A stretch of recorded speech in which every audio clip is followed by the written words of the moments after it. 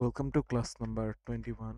তো এখন আমরা দেখব আমাদের ওয়েবসাইটে আমরা যে কোনো মানে শুধু আমাদেরকে আমরা যে কোনো ওয়েবসাইটে আমরা কাউন্টার কিভাবে ইউজ করতে পারি। কাউন্টার বলতে এরকম কিছু বক্স থাকবে বা এরকম কিছু একটা সেকশন থাকবে যেখানে আমরা যখন নিচে আসবো বা রিলোড করব, এখানে কাউন্টডাউন হওয়া শুরু কাউন্টডাউন বলবো না, কাউন্টার আপ হওয়া শুরু হবে। কি, জিরো থেকে আমরা যে ভ্যালুগুলো প্রোভাইড করে করে রাখবো সেটা চলে আসবে। তো সেটা করার জন্য আমি আগে অফ রেকর্ডসে আর কি একটা সেকশন রেডি করে নিছি। সেকশনের ভিতরে কাউন্টার আমি সেট করে নিছি। তো ফার্স্টে আমি সেটা দেখিয়ে দেই কি করেছি। জাস্ট একটা সেকশন নিছি, কন্টেনার রো নিছি, দেন আমি চারটা কলাম নিছি, যেহেতু আমাদের চারটা কাউন্টার সেট করা ছিল চারটা কলামের ভিতরে।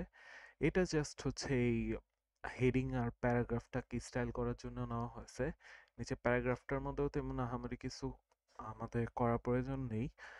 আমরা হেডিং এর ভিতরে এখন একটা জিনিস যদি খেয়াল করে দেখেন, এখানে আমি স্প্যান নিছি। এখন আপনারা যদি চান স্প্যান নাও নিতে পারেন, আপনাদের ইচ্ছা। কিন্তু আমি স্প্যানটা আমার ক্ষেত্রে নেওয়ার কারণ ছিল এখানে যে আমি যে প্লাসটা এড করতে চাইছি না, এটা যদি আমি স্প্যান না অ্যাড করে যদি রাখতাম, দেখেন স্প্যানটা এখান থেকে এতটুকু, আমি স্প্যানের বাহিরে হেডিং 4 এর ভিতরে প্লাসটা রাখছি। এখন যদি আমার স্প্যানটার যে ক্লাসগুলো আছে আর ডাটা টার্গেটটা আছে, এটা যদি আমি হেডিং 4 এর ভিতরে রাখতাম, তাহলে কি হতো, এটা আমাদের ঠিক মতন কাজ করতো না এই প্লাসটার কারণে। তো সেটার জন্য আমরা কি করব, সবার আগে এখানে এক কাজটা করি, স্প্যান নিব। স্প্যানের ভিতরে এই ক্লাসটা রাখছি, এই ক্লাসটা আমাদের সবচেয়ে বেশি ইম্পর্টেন্ট। ক্লাসটা রাখছি, এখানে ডাটা টার্গেট রাখছি, ভ্যালু রাখছি 0। তো এখন আমাদের কাজ কি, এখন আমরা সিম্পলি যাব ব্রাউজারে। যাওয়ার পরে এখানে আমরা সার্চ করব কাউন্টার আপ। তো কাউন্টার আপে যাওয়ার পরে এখানে আমরা সিম্পলি দেখতে পাইতেছি counter up JS is a lightweight jQuery plugin. তো এটার উপরে ক্লিক করব। ক্লিক করার পরে এখানে কোড অপশন আছে, কোড অপশনে গিয়ে ডাউনলোড জিপ। তো ডাউনলোড জিপ করলাম, একটা ডাউনলোড হয়ে গেছে। তো আমরা এখন এটাকে ওপেন করি ফাইল লোকেশন। ওপেন করার পর এটাকে এক্সট্রাক্ট করি। এক্সট্রাক্ট করার পর এটার ভিতরে যাব। যাওয়ার পর আমাদের কিছু না, এখান থেকে সবার ফার্স্টে এটা অন করি। ডেমোতে যাই, ডেমোতে যাই ডেমো ডট এইচটিএমএল। এখানে একটা কাউন্টার অ্যাড হয়েছে। এখানে দেখেন সিডিএন.js এ কি বলতেছে, ওয়ে পয়েন্টস, waypoint.min.js আর counterup.min.js। তো এই দুইটা জিনিস আমরা কোথায় পাবো, CDN.js এ যাব। CDN.js এ যাওয়ার পরে ওয়ে পয়েন্টস লিখে যদি সার্চ করেন চলে আসবে। ওয়ে পয়েন্টসে যাব।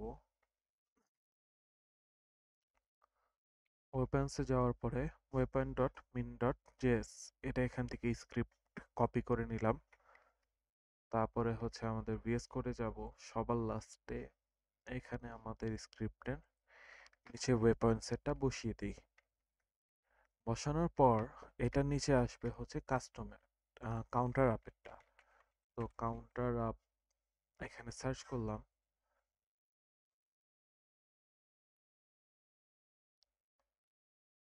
দেখেন counter up dot min dot JS. তো এটা যদি আমি এটা ডাইরেক্ট কপি করে নিয়ে যাই, কাজ করে না অনেক সময়। তো এটার জন্য আমি ইউআরএলটা কপি করে নতুন ট্যাবে ইউআরএলটা ওপেন করে কন্ট্রোল এস দিয়ে সেভ দিব। সেভ দেওয়ার পরে আমার ডেস্কটপে মেবি কুক টেস্ট ছিল, না প্রজেক্ট নেম ছিল। ফার্স্টে আমরা একটু ভিএস কোডে আসি, এটার নাম কি ছিল, কুক টেস্ট। তো তাই টেস্টে যাব।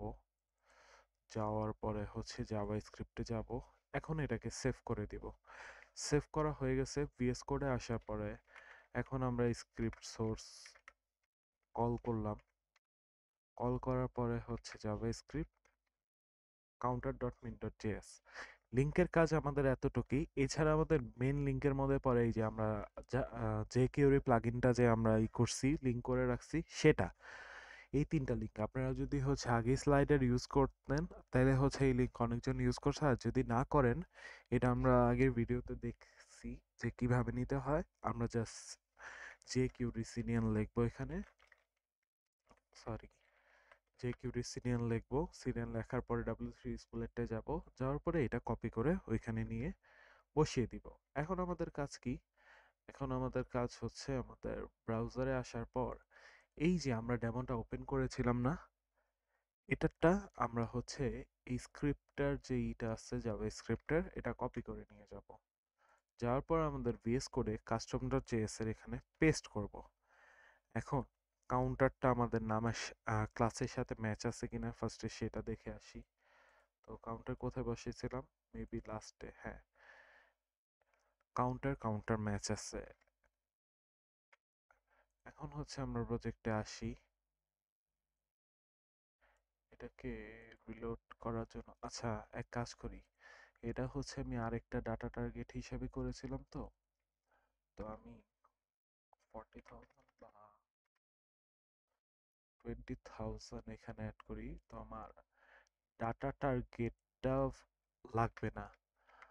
তো আমার জাস্ট ক্লাস কাউন্টার হইলেই হবে। এখানে হচ্ছে সেম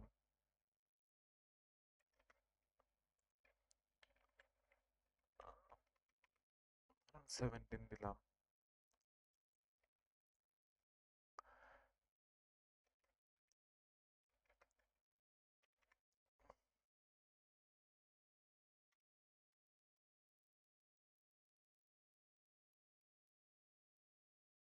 এখন হচ্ছে আমরা আসি, দেখেন এটা কাজ করা শুরু করছে। আমরা উপরে যাই, এখন যদি আমরা ধরেন সার্ভিসে আসি, দেখেন কাজ করতেছে। তো এটা হচ্ছে আমাদের কাউন্টার, আমাদের বেশি কিছু করতে হবে না। আমি আরেকবার প্রসেসগুলো বলি। এখানে আমাদের কাউন্টার আপ সার্চ করলে গিটহাবের এটা চলে আসবে। গিটহাবের এটা যাওয়ার পরে এটা এখান থেকে এটা কোডে যাবেন যে ডাউনলোড জিপ, দেন হচ্ছে ওই ফোল্ডারের ভিতরে গিয়ে কাউন্টার আপের যে ডেমো ফাইলটা আছে এটা ওপেন করবেন। আর কাউন্টার আপ সার্চ করলে হচ্ছে মিন ডট জিএসটা আছে, এটা কপি করে ইউআরএল নেবেন। কন্ট্রোল S দিলে এরকম সেভের অপশন আসবে, এটা হচ্ছে আমাদের জাভা স্ক্রিপ্টের ফাইলের ভিতরে সেভ করবেন। আর হচ্ছে এখানে ওয়ে পয়েন্ট সার্চ করবেন। ওয়ে পয়েন্ট সার্চ করলে ওয়ে পয়েন্টের যেটা কারেন্ট ভার্সন আছে ওয়ে পয়েন্ট মিন ডট জিএস, এটা চলে আসে। এটাকে কপি করবেন, কপি করার পর এটা আমাদের হচ্ছে জাভা স্ক্রিপ্টের এখানে বসাবেন। এটার নিচে কাউন্টার আপ মিন ডট জিএসটা বসাবেন। বসানোর পর আমাদের হচ্ছে ওই ডেমো থেকে জাস্ট এতটুকু নিলেও হবে। আমি যদি এতটুকু কেটেও দেই তাহলেও আমাদের এটা কাজ করবে, কোনো অসুবিধা নেই। যদি আমি এখন যাই, দেখেন রিলোড করছি, কাজ করতেছে। তো এটা হচ্ছে আমাদের কাউন্টার আপের ক্লাস। নেক্সট ভিডিওতে আমরা দেখব কিভাবে আমরা কাউন্ট ডাউন, যে কাউন্ট ডাউন কিভাবে কাজ করে সেটা শিখব। তো এই ভিডিওতে এতটুকুই। Thank you.